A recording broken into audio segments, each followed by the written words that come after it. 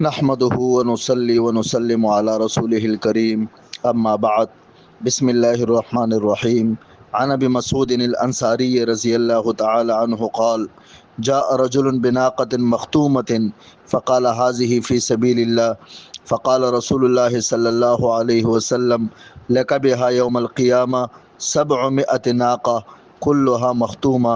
رواہ مسلم حدیث نمبر 4897۔ حضرت ابو مسعود انصاری رضی اللہ تعالیٰ عنہ فرماتے ہیں کہ ایک آدمی نکیل پڑی ہوئی اوٹنی لے کر آیا اور رسول اللہ صلی اللہ علیہ وسلم کے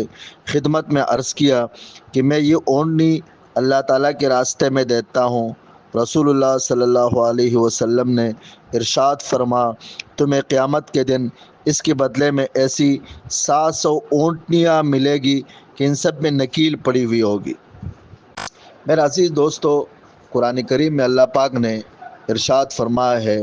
کہ اگر اللہ کے راستے میں کوئی 1 روپیہ خرچ کرتا ہے تو اس کا بدلہ 700 ہے۔ اور اس کی مثال یوں ارشاد فرمائی ہے کہ ایک آدمی ہے، اس نے گندم کا یا مکئی کا یا کسی بھی اناج کا ایک دانہ زمین میں بویا اور اس سے ایک خوشہ نکلا۔ اس خوشے کے اندر وہ کہ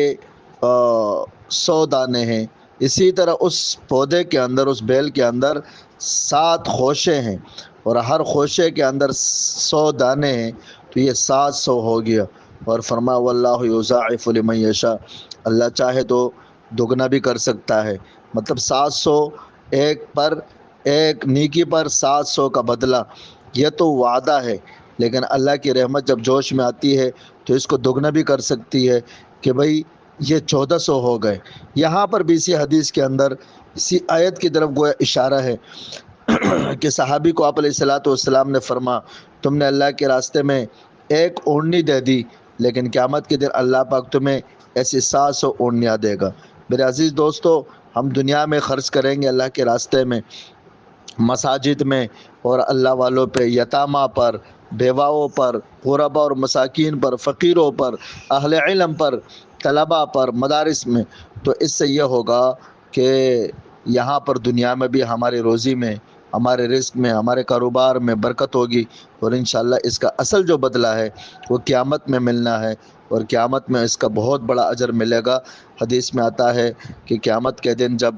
یہ سارے مردے جب یہ دنیا سے جا چکے ہوں گے تو کیا کہے وہ